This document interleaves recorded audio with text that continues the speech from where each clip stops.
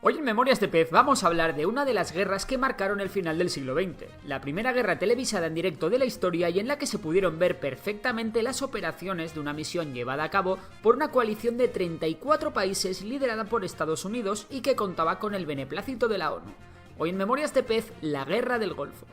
Pero para entender este conflicto nos tenemos que ir un poquito más atrás, concretamente a los años 70, década en la que Saddam Hussein llega al poder en Irak, trayendo consigo el baathismo, una ideología basada en un nacionalismo árabe apoyado por el socialismo y bien defendido por un marcado autoritarismo. Vamos, que Saddam se convirtió en todo un dictador de primera categoría.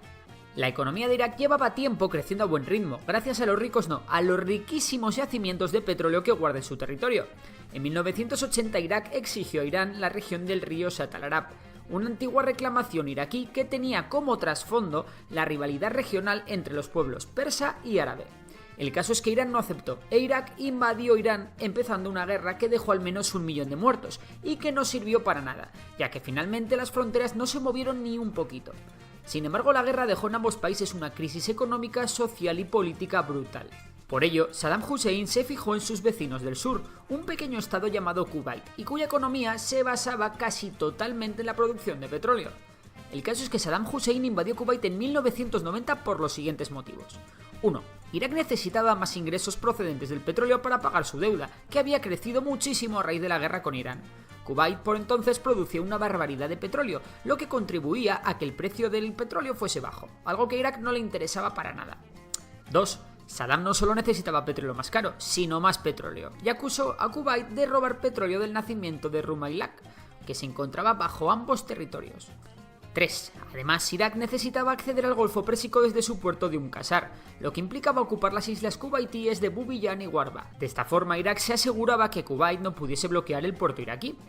Y 4. Por último, Saddam a título personal necesitaba mejorar su reputación bastante dañada por el fracaso de la invasión de Irán, tanto de puertas para adentro como de puertas hacia afuera. Pues sí, como os decía, Saddam Hussein invadió Kuwait y la comunidad internacional no lo iba a permitir. Una cosa era invadir Irán, que a Occidente ni fu ni fa, y otra muy distinta era invadir Kuwait, el cual nos suministraba una cantidad ingente de petróleo a un precio bastante razonable. Saddam tomó Kuwait rápido y convirtió el país en una provincia más de Irak.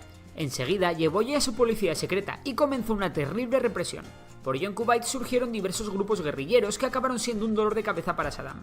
Ah, y muy importante, Saddam tomó como rehenes a miles de turistas occidentales para poder utilizarlos en sus negociaciones. Así que Occidente reaccionó y tanto Estados Unidos como Reino Unido se pusieron a preparar a sus ejércitos a la par que organizaban una coalición de 34 países entre los que se encontraba España.